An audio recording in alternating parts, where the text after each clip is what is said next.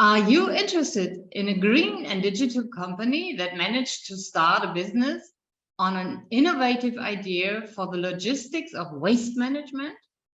Then you should listen to the story of ScrapBees.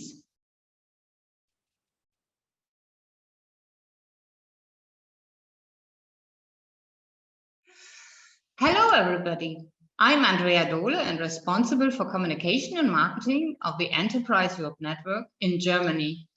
Today, I invited Thilo Hamm, founder of ScrapBees, for this Zoom interview to give us some insights on their sustainable business model. Hello and welcome, Thilo. We met because the EEN had prepared a side event for the European Bauhaus Festival in June.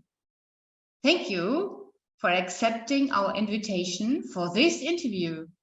I am excited to hear more about your sustainable business model. Could you please explain it for us? ScrapBees is pretty simple. We connect micromines with scrapyards. We go with our own cars, we drive to private households or to construction site. At the premise, we analyze and weight the metal scrap. We load it in our trucks or vans, and then we bring that metal scrap, which is digitalized because all the drivers put all the information into a tablet, and we drive to a scrapyard and sell it for the highest value. Since we know exactly which material is in our vans and we know which scrapyard is close by, we can use our, I don't want to call it AI, but we can use our intelligence, our business intelligence, to route that van to the best fitting scrapyard.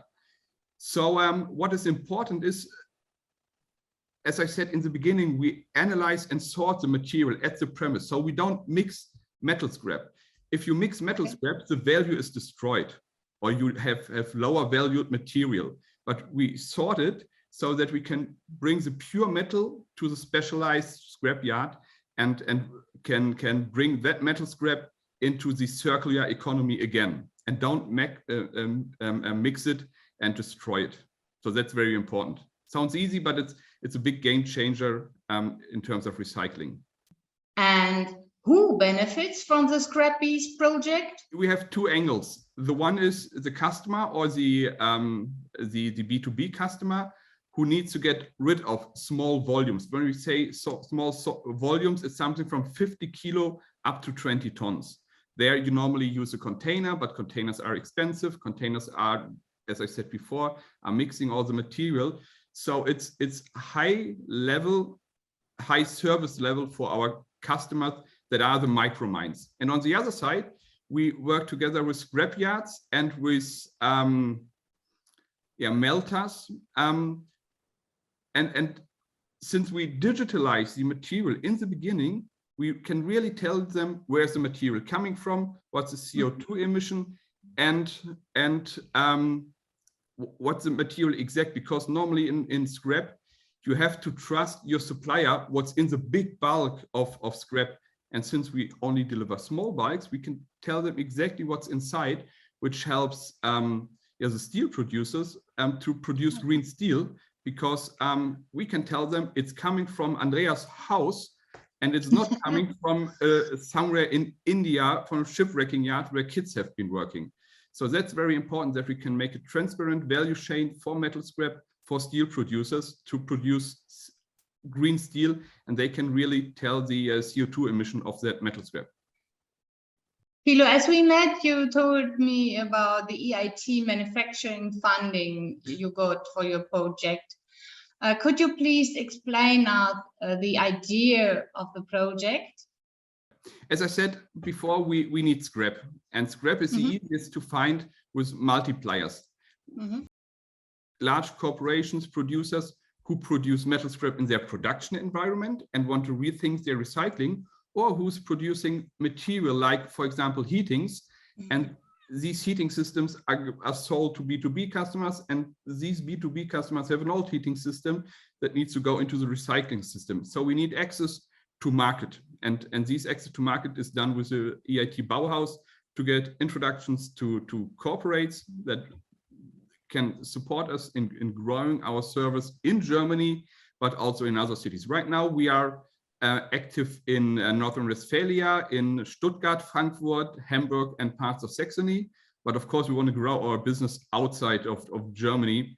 And that's why the EIT Bowers is great to connect our idea with companies that see the value inside and can act as a multiplier. Ah, that's interesting, Thilo, because you're already working on your network and internationalization. Cool, that's great. And Thilo, you started very successfully directly with your sustainable business model. What is your advice to small and medium enterprises on how they should make the transition?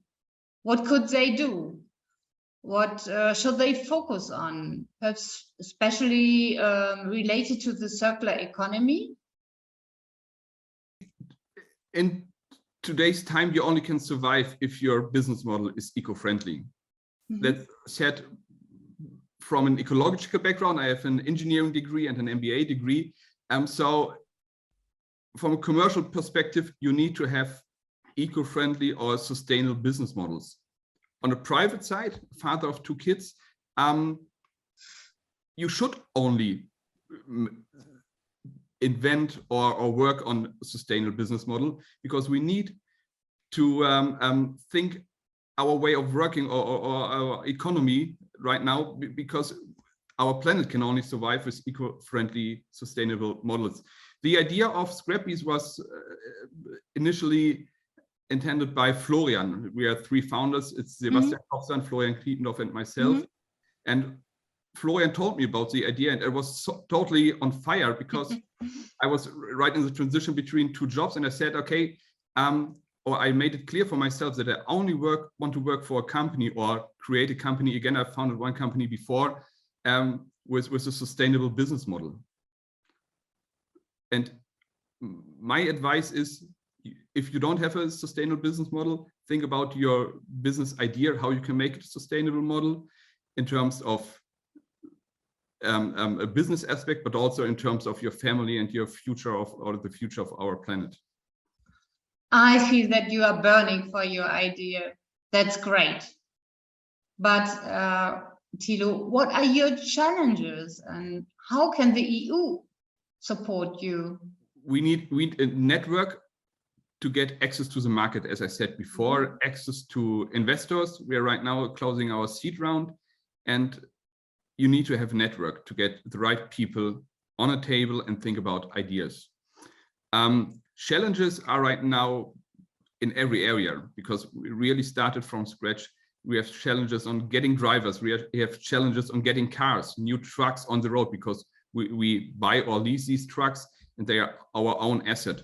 To get all that stuff together, drivers, trucks, people in the back office, HR people, it's a real challenge right now to get the right people. And of course, as you can see, fuel prices are getting up. So even having a sustainable business model, we depend on fuel, because you don't have electric cars that can load a ton of metal scrap inside.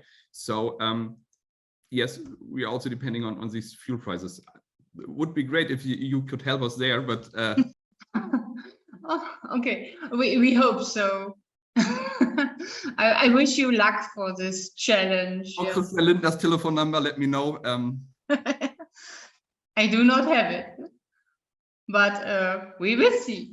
Okay, it is very interesting to listen to you, Thilo, but we are already at the end of our interview, and I say many thanks to you, Thilo, for the insight into your truly progressive, sustainable business model. I'm sure that we will hear more about you and your company in the future. As Enterprise Europe Network, we will actively support you on the way to internationalizing your ideas. Thank you for listening. If you are looking for new business partners or support for your transition pathway, do not hesitate to contact your local partners of the Enterprise Europe Network. Use hashtag EEN can help to find us.